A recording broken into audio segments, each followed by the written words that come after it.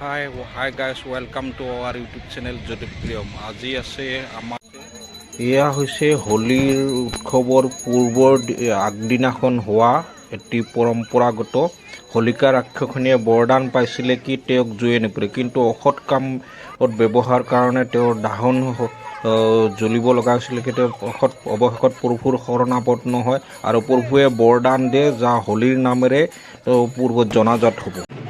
হোলীৰ প্ৰথম দিনাখন পূজা পাৰ্বণ কৰাৰ পিছত হোলীৰ বেদীত স্থাপন এনেদৰে পুৰুষ সমগ্ৰ মহিলাসকলে পূজা অৰ্চনা কৰি ৰঞ্জন দি এনেকৈয়ে কি কৰা হয়।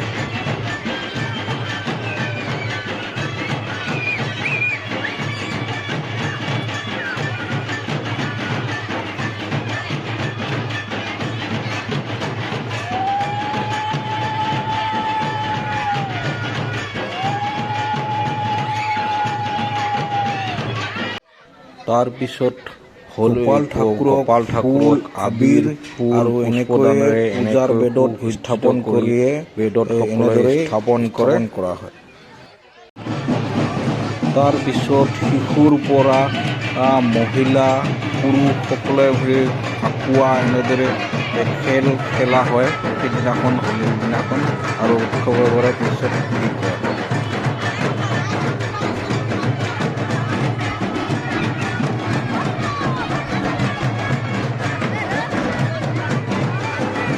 জ্যেষ্ঠসকলক সেৱা জনাই আশীৰ্বাদো লোৱা হয় যাতে হোলীটো ভালে কুশলে পাৰ হয় যাতে আগন্তুক মংগলিকভাৱে হয়।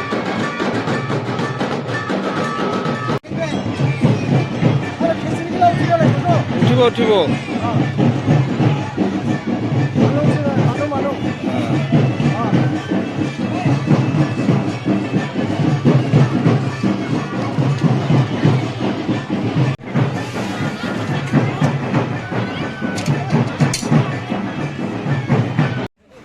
তাতে থকা প্ৰভু ভক্তসকল আপোনাৰ পুষ্পাঞ্জলি যিসকলে উপবাসে থাকে তেওঁলোকক পূজা শেষ হোৱাৰ দিনা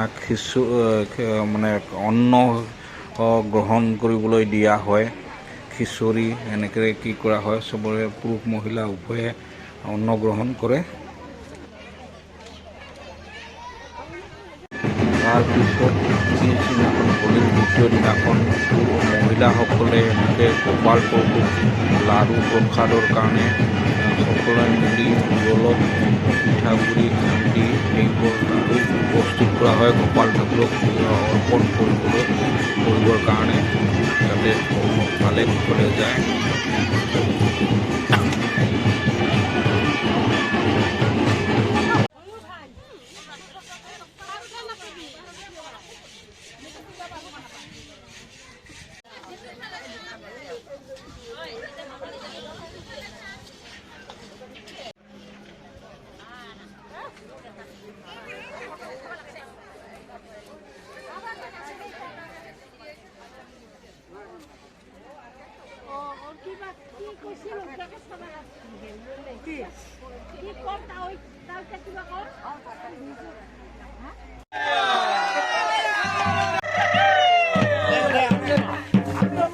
কুঁৱৰী পথাৰত আনন্দমৰে কুঁৱৰী নাচ গান কীৰ্তন চলি থাকে।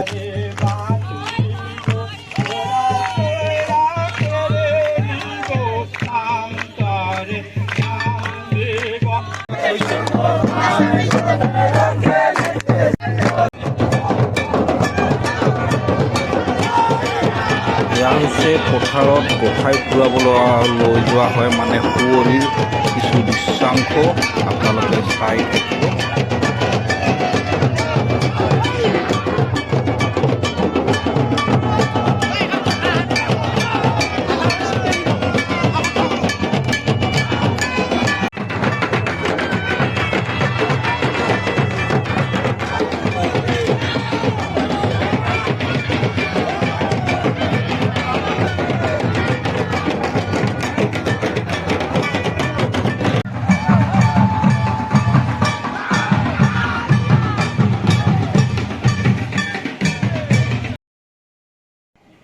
কুঁৱৰীৰ পৰা গোসাঁইক পুনৰ মন্দিৰলৈ অনা হয় তাৰ কিছু মুহূৰ্তৰ দৃশ্য আপোনালোকে চাই থাকিব কাৰণ ইয়াত গেট ধৰা হয় বাঁহেৰে